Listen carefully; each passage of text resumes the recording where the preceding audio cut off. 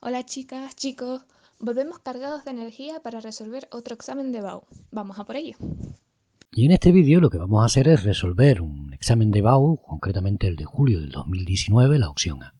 El primer ejercicio era un típico ejercicio de análisis donde nos daban una función polinómica x a la cuarta más ax al cubo más bx al cuadrado más cx más 7 y nos decían que teníamos que calcular los parámetros a, b y c sabiendo que se cumplían dos condiciones. Por una parte, que los extremos relativos se encontraban en los puntos x igual 0 y x igual menos 2. Primera conclusión, la primera derivada se anula en los extremos relativos. Segunda cuestión, la función corta al eje de las x en el punto x igual 1, lo que significará que la función se anula cuando sustituimos la x por un 1. Por tanto, mi primer paso va a ser calcular la primera derivada. La primera derivada de una función polinómica es así de sencilla, 4x al cubo más 3 por ax al cuadrado más 2 por b y por x más c. Esto nos va a valer 0 desde el momento en que lo sustituyamos o bien por 0 o bien por menos 2, puesto que son los extremos relativos. Al sustituir por 0, muy sencillo, nos desaparecen todos los términos que contienen x y solo nos queda viva la c, con lo cual c es igual a 0. Ya tengo el primer valor, el valor del parámetro c, que es 0. Y al sustituir por menos 2 tendría menos 2 elevado al cubo, que son menos 8 por 4, menos 32. Y continúo sustituyendo hasta el final y voy a obtener una ecuación con dos incógnitas. Las incógnitas son a y b. Recordemos que c ya la habíamos calculado y valía 0. Por tanto, lo que nos queda es menos 32 más 12a menos 4b igual a 0. Paso los números al segundo miembro y tengo mi primera ecuación. 12a menos 4b igual a 32. Pero claro, con una ecuación en dos incógnitas no hago nada. Así que tendré que recurrir a la segunda premisa, aquella que me decía que la función corta al eje de las x en el punto x igual 1. En consecuencia, voy a sustituir en la función original la x por un 1. Y lo que tendríamos sería, pues, 1 elevado a la cuarta, que es 1, más a por 1 elevado al cubo, es decir, a, más b por 1 elevado al cuadrado, más c por 1, más 7. Y eso tiene que darme 0. Por tanto, de ahí voy a sacar la segunda ecuación que necesito. Como c vale 0, va a desaparecer de esta ecuación y pasando los números al segundo miembro me queda la ecuación a más b igual a menos 8. Con esta ecuación y la anterior construyo el sistema de ecuaciones. Y la mejor forma de resolver un sistema de ecuaciones tan simple es recurrir al método de reducción. Coloquemos la primera ecuación, 12a menos 4b igual a 32, y ahora la segunda, a más b igual a menos 8. Si la segunda la multiplico por 4, pues se me irían las b, así que vamos a hacer esa operación. Multiplicando me quedaría 4a más 4b, que es igual a menos 32. Ahora solo tengo que sumar esas dos ecuaciones, y al sumarlas desaparecerían las b, y me quedaría en el primer miembro 16a y en el segundo miembro un 0, 32 menos 32. De donde despejando a vale 0. Ya sé cuánto vale c, sé cuánto vale a. Ahora solo tengo que sustituir a en la segunda ecuación y tendríamos 0 más b es igual a menos 8, de donde obviamente b es igual a menos 8. No olvidar que lo que me piden es la expresión resultante, por tanto vamos a sustituir los valores que acabamos de calcular, los de a, b y c, en la función original que tenía, que era x a la cuarta más ax al cubo más bx al cuadrado más cx más 7, y considerando que a vale 0 y que c vale 0, los términos donde aparecen como factores desaparecerían. Desaparecería, por tanto, ax al cubo y desaparecería cx. Y la expresión final va a ser x a la cuarta menos 8x al cuadrado más 7. Con lo que tenemos resuelto nuestro ejercicio.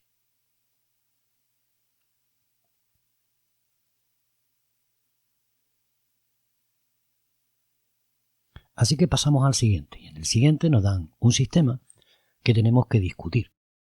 Y luego resolverlo para un determinado valor de k. Se trata, por tanto, de un sistema de tres ecuaciones con tres incógnitas que depende del parámetro k. Y para resolverlo, pues lo que vamos a hacer es, primero que nada, determinar la matriz de los coeficientes, que estaría formado por 2, 1, 3, 5, 2, 4, 3, 1, k al cuadrado. Y para la matriz ampliada solo tengo que agregarle la columna de los términos independientes. Vuelvo a repetir la matriz de los coeficientes y le agrego la columna de los términos independientes, que es 2 menos 1, 3k. Un pequeño detalle antes de continuar. Para estudiar los rangos, porque lo que vamos a hacer es aplicar el teorema de Roche-Frobernius, lo primero que observo es este detalle de aquí.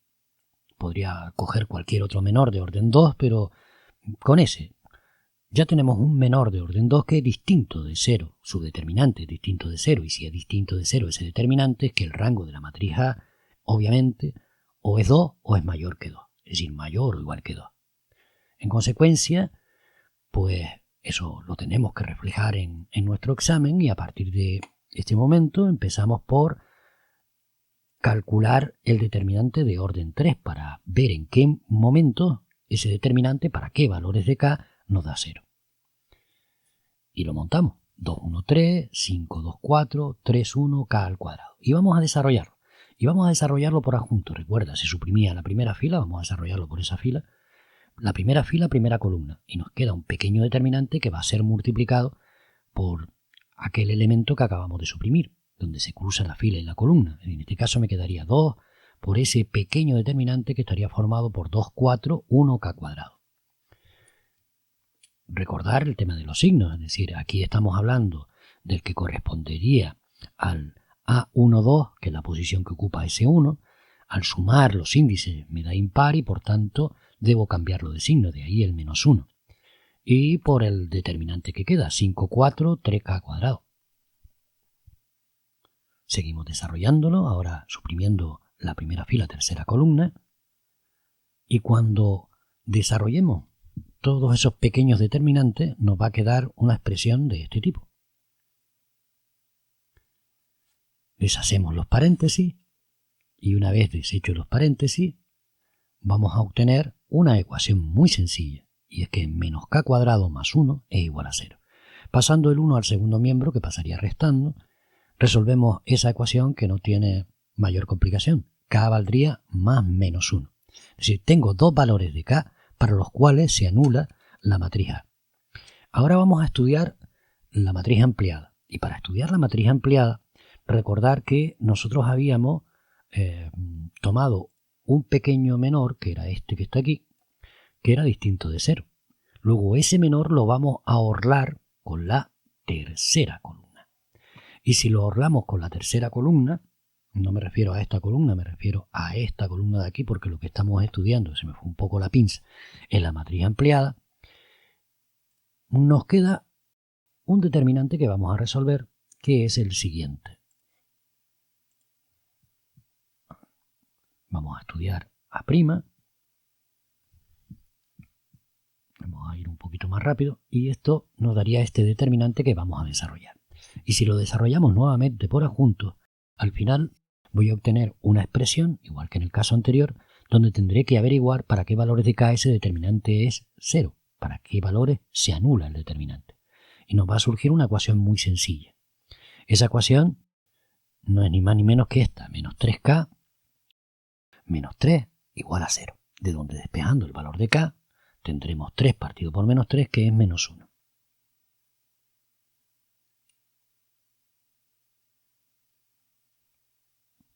Pues bien, llega el momento de empezar a sacar nuestras conclusiones aplicando el teorema de Roche-Frobernius. Lo que está claro es que la matriz A, para aquellos valores que sean distintos de 1 y de menos 1, no se anulará, y por tanto el rango de A será 3. Pero ocurrirá exactamente lo mismo con el rango de A'.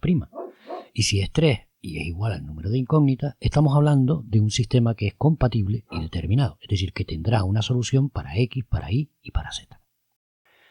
Ahora tendré que ir a los detalles. ¿Qué ocurrirá cuando K valga 1? Pues cuando K vale 1, el rango de A, obviamente, tiene que ser 2.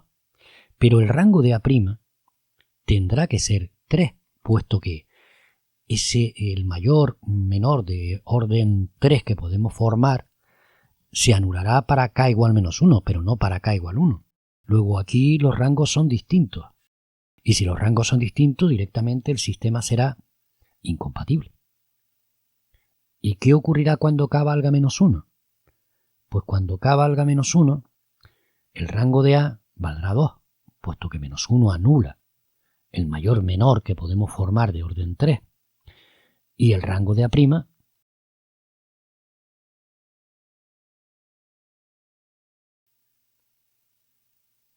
también será 2, y eso es menor que el número de incógnita. Luego el sistema será compatible pero indeterminado, tendrá infinitas soluciones. Hemos resuelto el apartado A, ahora vamos a resolver el apartado B.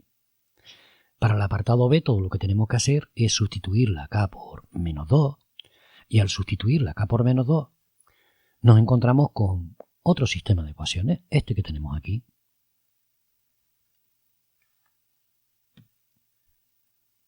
Y vamos a resolverlo aplicando la regla de Cramer. Podemos aplicar la regla de Cramer porque el determinante de la matriz de los coeficientes nos va a dar distinto de 0. Y todo lo que vamos a hacer es recurrir a nuestra calculadora para poder resolverlo. Nos vamos a la opción 4 en esta calculadora, la class width. Elegimos que vamos a trabajar con la matriz A. Definimos el número de filas y el número de columnas y a partir de aquí empezamos a introducir los datos, fila a fila. Cada vez que introducimos un dato, apretamos el signo igual y saltará al siguiente dato. Hecho esto, recuerden que teníamos que recurrir a la tecla de opción. Le dábamos a la flechita hacia abajo y la opción 2 me permitía calcular el determinante. Teníamos que nuevamente apretar la tecla opción, decirle que era la matriz A con la que queríamos trabajar y tenemos que el valor de ese determinante es menos 3. Y ahora solo nos queda plantear cuánto vale X, cuánto vale Y y cuánto vale Z. Estará formado por un cociente donde en el denominador nos va a aparecer el valor del determinante de A y en el numerador el mismo determinante, solo que sustituyendo la columna que corresponda a la incógnita que pretendo calcular por los términos independientes de mi sistema de ecuaciones. Y eso es lo que estamos haciendo. Aquí no vamos a poner en pantalla la calculadora, pero obviamente voy a tener que volver a recurrir a ella, aunque también lo puedo desarrollar a mano, para obtener los valores de esos determinantes que aparecen en los numeradores y así de esa manera obtener los valores de X, de Y y de Z.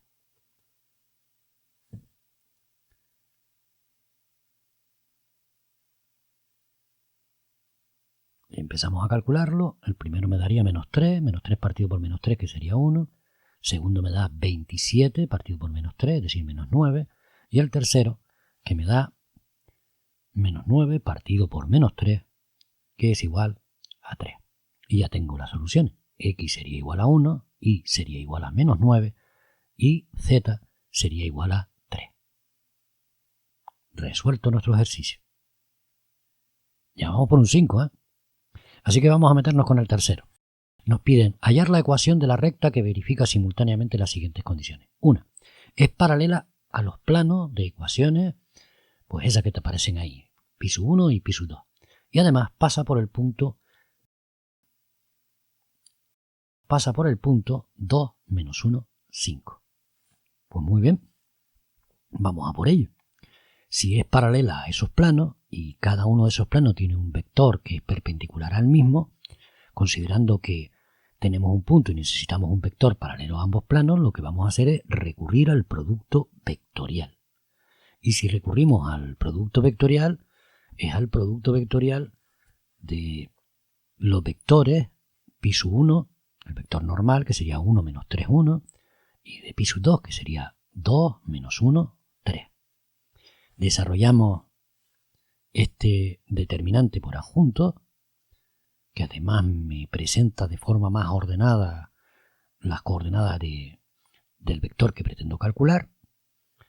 Y lo que vamos a obtener, una vez desarrollado, no me detengo en estos pasos, porque tú los controlas bastante bien, tendríamos menos 8y menos j más 5k. Y con el vector y el punto, pues por ejemplo podemos plantear la ecuación continua de la recta. X menos x sub 0, es decir, x menos 2, partido por la coordenada x del vector que acabamos de calcular, y menos y sub 0, es decir, y menos menos 1, por eso el y más 1, partido por menos 1, y z menos 5, partido por 5. Ejercicio resuelto. Además, bastante rapidito. Pues bien, dicho esto, nos tenemos que meter con el siguiente ejercicio. Y el siguiente ejercicio es un clásico de probabilidad. Nos piden un diagrama de árbol y luego nos hacen una serie de preguntas que prácticamente siempre tienen que ver con la probabilidad total y la probabilidad de valle. Pues muy bien, vamos a leerlo. Dice, en un supermercado se sabe que el 55% de los clientes traen su propia bolsa. A traer su propia bolsa lo hemos llamado B. A no traerla la hemos llamado B con una rayita encima, el suceso contrario. Y nos dicen que el 30% de los que traen su propia bolsa son hombres y el 40% de los que no traen su propia bolsa son mujeres.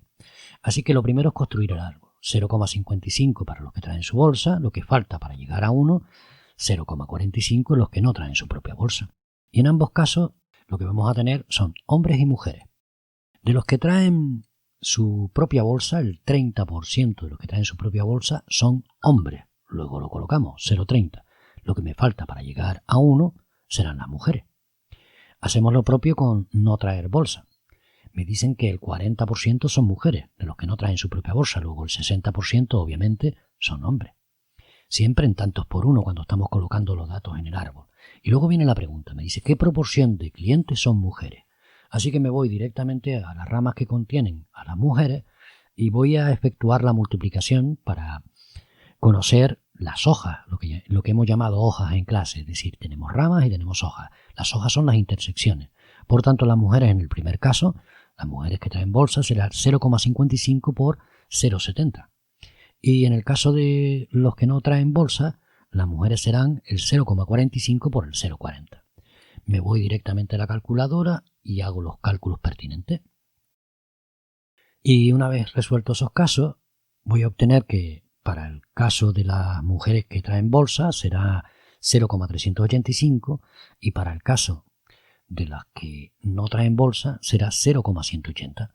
Todo lo que tengo que hacer para conocer la proporción de clientes que son mujeres será sumar esas cantidades. De esa manera estoy aplicando el teorema de la probabilidad total. Y si realizo esa suma, obtengo 0,565. Un pequeño detalle. Nos están pidiendo la proporción. Eso es en tantos por uno. Lo que estamos calculando es la probabilidad. Para obtenerlo en términos porcentuales, todo lo que tengo que hacer es correr la coma a 2 lugares, es decir, multiplicarlo por 100. Por tanto, la proporción, el porcentaje de clientes que son mujeres, se corresponde con el 56,5%. Cada vez que lleguemos a este punto, dado que ya tengo la probabilidad de que sean mujeres, la probabilidad de que sean hombres, pues no me viene mal calcularla. Así que recurro al suceso contrario. Y al recurrir al suceso contrario, tendré que la probabilidad de que sean hombres será 1 menos 0,565. Si hago ese cálculo, obviamente obtendré la probabilidad de que sean hombres. Y eso me da 0,435. Y es que además este dato lo voy a tener que utilizar en la siguiente pregunta, porque en la siguiente pregunta lo que me dicen es, si un cliente es elegido al azar,